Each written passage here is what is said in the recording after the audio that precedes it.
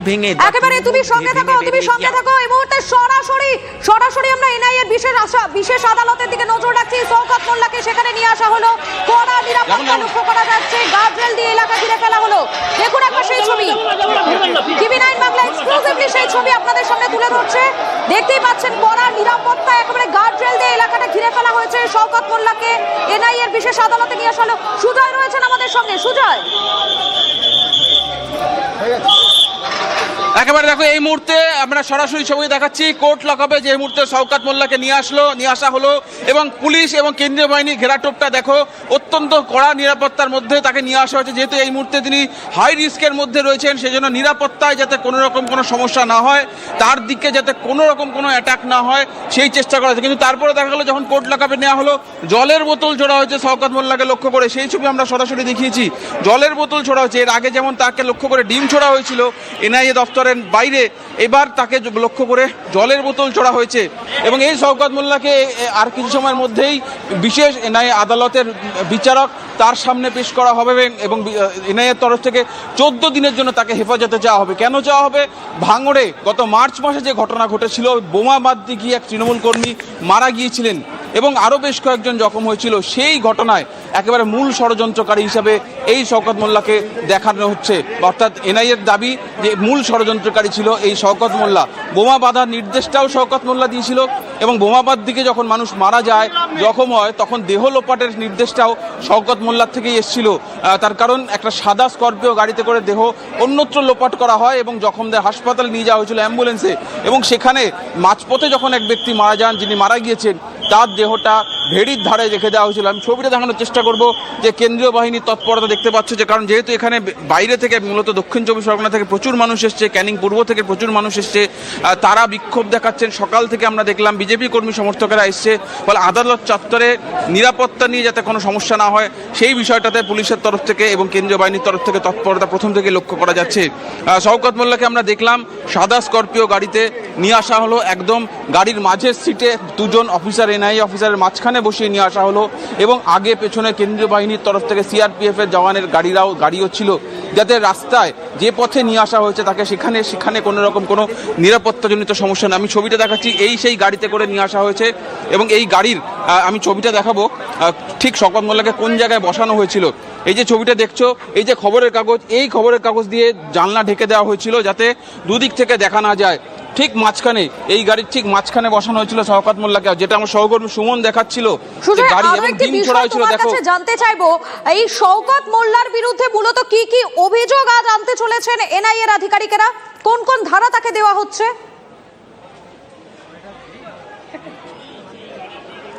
দেখো, আপাতত যেহেতু বোমা তৈরি করা এবং বোমা বাঁধতে গিয়ে প্রমাণ লোপাট, একজনের মৃত্যু, প্রমাণ লোপাট, এই অভিযোগ তার বিরুদ্ধে রয়েছে। আমি গাড়িটার ছবিটা আরেকবার দেখাতে বলবো আমার সহকর্মী কুণালকে।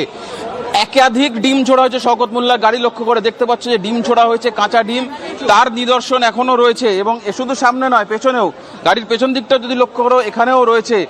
একেবারে টার্গেট করে ডিম ছোড়া হয়েছে এবং সেক্ষেত্রেই যাতে শওকত মোল্লাকে ট্র্যাক করতে না পারে যারা বিক্ষুব্ধ মানুষ, বিক্ষোভকারীরা, সেই জন্য এই কাজটা। ভেতরের যে খবরের কাগজটা আমার সহকর্মী কুণালকে বলবো একটু এনে দেখানোর জন্য। ভেতরের এই খবরের কাগজ দিয়ে দুদিকের জানলা আটকে দেওয়া হয়েছিল। আমার সহকর্মী একেবারে সুজয়, তুমি আমাদের সঙ্গে থাকো। একবার সুমনের কাছে চলে যাই। সুমন, যখন তাকে বের করা হলো এনআইএর দপ্তর থেকে, তখন থেকে নিয়ে একেবারে আদালতে পেশ পর্যন্ত তুমি ছিলে, তুমি ফলো করেছো, কি কি ছবি দেখতে পেলে আজ পুরো রাস্তাতে? দেখো, সকাল থেকে ভাঙড়ের মানুষ তারা কিন্তু এসে সকাল থেকে সেখানে কিন্তু তারা বিক্ষোভ প্রদর্শন করছিলেন, মাচ্চোর গান চালিয়েছিলেন, তারা নীল আবির খেলছিলেন এবং তার সঙ্গে সঙ্গে তারা ডিম এবং মাছ নিয়ে অপেক্ষা করছিলেন কখন শওকত মোল্লা বেরোবে আর কখন তারা তাকে লক্ষ্য করে এগুলো ছুটবেন। এনআইএ যথেষ্ট চেষ্টা করেছে তাদের হাত থেকে বাঁচিয়ে নিয়ে নেওয়ার জন্য, কিন্তু এত মানুষ সেখানে পৌঁছে গেছিলেন, তারা এনআইএর গাড়ি লক্ষ্য করেই ডিম ছুঁড়ে মারেন। তারপর একেবারে পাহারায় রেখে শওকত মোল্লাকে গাড়িতে করে বের করে নিয়ে যাওয়া হয় এবং গাড়ির যে কাঁচ সেগুলোকে খবরের কাগজ দিয়ে ঢেকে দেওয়া হয় যাতে আর ফার্দার কোথাও যেন তাকে কেউ দেখতে না পান এবং তাকে জনরোষের মুখে পড়তে না হয়। তারপর তাকে বিধাননগর হাসপাতালে যখন নিয়ে যাওয়া হয়, সেখানকার যারা হাসপাতালের ভেতরের কর্মী তারা পর্যন্ত চোর চোর স্লোগান দেন এবং তারপর এনআইএর তরফ থেকে এনআইএর সূত্রে জানানো হয় যে এই গাড়িতে হামলার আশঙ্কা রয়েছে এবং তারা সেই জন্য সতর্কতা আরও বাড়ান এবং তারপর একেবারে পাহারায়, সিআরপিএফ পাহারায় তাকে কিন্তু বিধাননগর হাসপাতাল থেকে বার করা হয় এবং সেখান থেকে তাকে নিয়ে এসে বিচার ভবনে যে স্পেশাল কোর্ট সেখানে তোলা হচ্ছে, যে কথা সুজয় বলছিল। কিন্তু লাগাতার বিভিন্ন মোড়ে কিন্তু এই হামলার আশঙ্কা ছিল, জনরোষ প্রকাশ হওয়ার আশঙ্কা ছিল। পাশাপাশি একদল লোক গাড়ি ভাড়া করে তারা কিন্তু শওকত মোল্লার যে কনভয় এনআইএ আধিকারিকরা তাকে নিয়ে এলেন, সেটাকে লক্ষ্য করে ধাওয়া করেছিলেন। কোনো ক্রমে আমি বলবো যে এনআইএর আধিকারিকরা তারা অত্যন্ত সতর্কতার পরিচয় দিয়ে আধিকারিকরা নিজেরা গাড়ি ড্রাইভ করেছেন যাতে দ্রুত পৌঁছানো যায়, এবং তারপর শওকত মোল্লাকে তারা এই কোর্ট চত্বরে নিয়ে আসতে পেরেছেন। একেবারে সুমান, তুমি সেদিকে নজর রাখো। এই মুহূর্তে যে ছবিটা আপনাদেরকে দেখাচ্ছি, যে সময় তাকে আদালতে পেশ করা হচ্ছিল সেই সময়টা দেখুন। গাড়িটা এলো, এসে দাঁড়ানো, গার্ডরেল দিয়ে ঘিরে দেওয়া হলো। একেবারে মুহূর্তের মধ্যে শওকত মোল্লাকে নিয়ে বেরিয়ে পড়লেন এনআইএর আধিকারিকেরা, বেরিয়ে সোজা চলে গেলেন। আরো একবার দেখুন সেই ছবি, গাড়িটা এলো, দাঁড়ালো এবং গার্ডরেল দেখে এবার দেখুন শওকত মোল্লাকে নিয়ে দ্রুত এনআইএর আধিকারিকরা তারা ঢুকে যাচ্ছে কোর্টের ভেতরে। সেই ছবিটা দেখালাম আপনাদেরকে। একেবারে মুহূর্তের মধ্যে গাড়িটা আসার সঙ্গে সঙ্গে কড়া নিরাপত্তার ঘেরাটোপে তাকে নিয়ে যাওয়া হলো। আমি চলে যাবো আমাদের প্রতিনিধি সুজয়ের কাছে। সুজয়, যখন শওকত মোল্লাকে নিয়ে আধিকারিকেরা ঢুকলেন তখন দেখতে পেলাম আমরা একেবারে গার্ডরেল দিয়ে পুরো জায়গাটা ঘিরে ফেলা হলো, কিন্তু তাতেও কি মানুষের যে ক্ষোভ সেটা কি আটকানো সম্ভব হলো?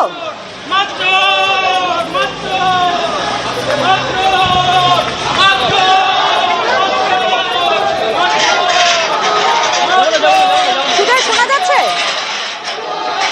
আমরা আমাদের প্রতিনিধির সঙ্গে যোগাযোগ করব। তবে আপনারা দেখতেই পাচ্ছেন সেই ছবিটা আপনাদেরকে দেখাচ্ছি, বুঝতেই পারছেন মানুষের যে রোষ সেটা কিন্তু সেখানে একেবারে ফেটে পড়েছে। তারা শওকত মোল্লাকে দেখার সঙ্গে সঙ্গে স্লোগান দিতে থাকেন। আমি আরো একবার চলে যাবো সুজয়ের কাছে। সুজয়, গার্ডরেল দিয়ে ঘিরে দেওয়া হয়েছে পুরো এলাকাটা, কিন্তু যেখানে যারা উপস্থিত ছিলেন তারা কিন্তু শওকত মোল্লাকে দেখেই চোর চোর স্লোগান দিতে থাকে, এমনকি মাছ চোর স্লোগানও দিতে থাকে। দেখো, চোর নয়, মাছ চোর, একেবারে যে নামে বিখ্যাত হয়েছে নির্বাচন আগে থেকে শওকত মোল্লা, সেই মাছ চোর স্লোগান যখন তাকে আদালতে নিয়ে আসা হলো সেই স্লোগানটা দিতে শোনা যায়। এই যে ব্যারিকেডের ঠিক ডান দিকে প্রচুর মানুষ জড়ো হয়েছিলেন যারা মূলত ক্যানিং পূর্ব থেকে এসছেন, তারা স্লোগান দিতে থাকে মাছ চোর বলে, এবং একটি জলের বোতল ছোড়া হয়। সেই ছবিও আমরা দেখিয়েছি যে যখন তাকে পেশ করা হলো আদালতে, কোর্ট লকআপে নিয়ে যাওয়া হলো, তখন একটি জলের বোতল ছুড়ে মারা হয়েছিল। আমি সহকর্মী কুণালকে বলবো একটু যদি এগিয়ে এসে এদিককার ছবিটা দেখানো সম্ভব হয়, যে একটি জলের বোতলও ছোড়া হয়েছিল শওকত মোল্লাকে লক্ষ্য করে তাকে যখন এখান থেকে নিয়ে আসা হয়। কিন্তু যেহেতু এই জায়গাটি, যেহেতু কোর্ট লকআপে নেওয়ার জায়গাটি নেট দিয়ে ঘেরা রয়েছে, ফলে তার গায়ে লাগেনি। পুলিশের তরফ থেকে সব রকম প্রিকশনারি মেজার নেওয়া ছিল, অর্থাৎ সতর্কতামূলক ব্যবস্থা নেওয়া ছিল, যাতে কোনোরকমভাবে আদালতে পেশের মুহূর্তে কেউ বা কারা বিক্ষোভ দেখাতে না পারে বা সরাসরি শওকত মোল্লার গায়ে কিছু ছুটতে না পারে, সেই সমস্ত নিরাপত্তার বন্দোবস্তটা করা ছিল। কিন্তু মানুষের ক্ষোভ তাতে বাদ মানেনি। মানুষ ক্ষোভ দেখিয়েছে, বিক্ষোভ দেখিয়েছে। কথা বলবো আপনার সঙ্গে, আগেও কথা বলেছি, একটা জলের বোতল ছোড়া হলো, সেটা কি আপনারা শুনলেন? জনগণ 15 বছর যাবৎ আজকের অত্যাচারিত হয়েছে, তাদেরকে থামাতে পারছি না। আজকে যখন তাদের ঘর থেকে জলের বোতল আর চাল ডাল সবজি আর গরু ছাগল মাছ সব লুট করেছে, 15 বছরে মারধর করেছে, তখন কেউ কিন্তু প্রশ্ন করেনি। আমাদের ছেলে রক্তাক্ত হয়েছে, আজকের ক্ষোভটাকে তারা ধরে রাখতে পারছে না। আজকে জলের বোতল তো সামান্য, ডিম তো ছোড়েনি, একে ডিম ছোড়া দরকার ছিল, এ তো ক্রিমিনাল, একে ফাঁসি তো দিতেই হবে, তারপর তো দক্ষিণ চব্বিশে মানুষ খুশি হবে। আজকের অত্যাচারিত ভাইরে এসছে, আজকে চোখের সামনে পুলিশের ঘেরাটোপে একজন অভিযুক্ত হিসেবে কোর্ট লকআপে প্রাক্তন বিধায়ক বা দোর্দণ্ড প্রতাপ বিধায়ক যদি বলা যায় আপনার এলাকার, তাকে দেখলেন, একটু কি শান্তি হলো, একটু স্বস্তি পেলেন? আমরা তো বহুদিন থেকে দেখি, আমরা মার খেতে খেতে, সুন্দরবন এলাকার মানুষ মার খেতে খেতে মরণের হাত থেকে বাঁচতে আজকে অনেক কিছু আমরা দেখেছি। আমরা শুধু ভগবানকে ডেকেছিলাম, কবে ভগবান আমাদের পাশে দাঁড়িয়ে আমি একটু আরেকজনের সঙ্গে কথা বলবো। আপনি অত্যাচারিত হয়েছে, নির্দিষ্টভাবে আপনার জমি দখল হয়েছে, যখন কোর্ট লকআপে দেখলেন এই বিধায়ককে, তখন কি একটু মনের ভেতর শান্তি হচ্ছিল? একদম পুরো শান্তি হয়েছে, একদম ওনার ফাঁসি চাই, একটাই দাবি করে ফাঁসি চাই, আর কিছু বলার নেই স্যার। মনের ভিতর কেমন হচ্ছিল যে এই লোকটা দুদিন আগে অত্যাচার করেছে, আজকে সে লকআপে যাচ্ছে? মনে মধ্যে আনন্দ হয়েছে, একটাই কথা বলে আনন্দ হয়েছে, ওনার শাস্তিও ফাঁসি চাই, একটাই দাবি করবো বিচারকের কাছে, একটা দাবি করবো। আপনি কিভাবে অত্যাচারিত হয়েছেন? আমি 2021-26 আমার প্রত্যেকবার তুলে মারধর করেছে, আমার জমি জায়গা সব দখল করে নিয়েছে, আমার মাকে মেরেছে, বউকে মেরেছে, আমার সারা শরীরে এখন আমার অবস্থা পুরো যন্ত্রণা করে, গা হাত যন্ত্রণা, সারা শরীরে আমার ব্যথা, মাথা পুরো ফাটিয়ে দিয়েছে।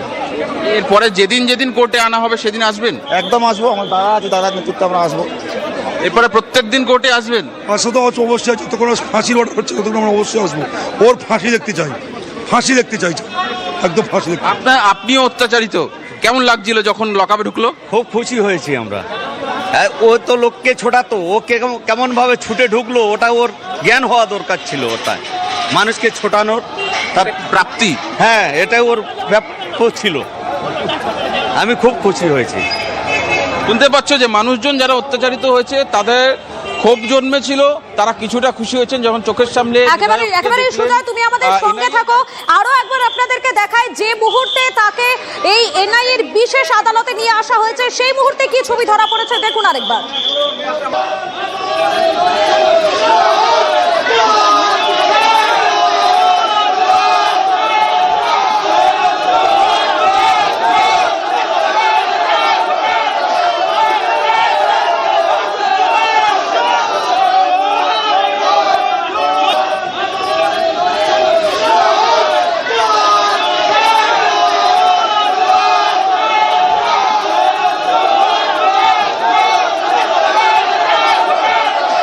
দেখতেই পাচ্ছেন আদালতে যে মুহূর্তে তাকে নিয়ে যাওয়া হয়েছে সেই মুহূর্তের ছবিটা দেখায়। শওকত মোল্লা ধরা পড়তেই রাস্তায় মাছ রেখে উল্লাস করলেন ভাঙড়বাসী। মাছ চোর গান বাজিয়ে নাচে মাতলেন ভাঙড়বাসী, সেই ছবিটা দেখুন একবার। এনআইএর যে অফিস তার সামনে অদ্ভুত সেলিব্রেশন।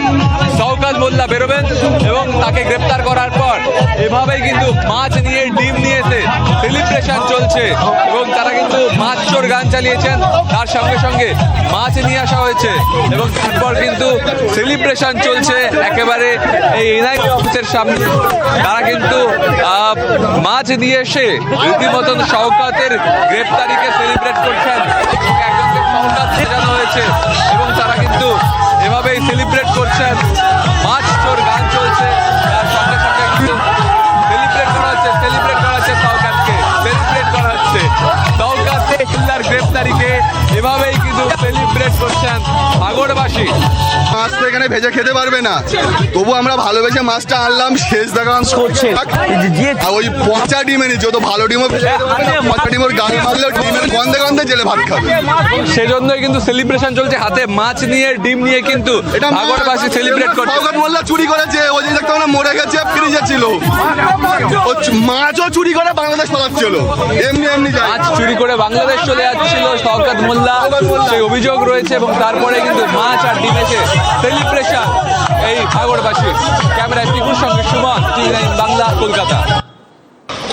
আদালতে তোলার আগে জনরোষের মুখে ক্যানিং পূর্বের প্রাক্তন তৃণমূল বিধায়ক শওকত মোল্লা। এনআইএ দপ্তর থেকে বের করার সময় বাইরে সমান তালে চলল মাছ চোর গান, ছোড়া হলো ডিম।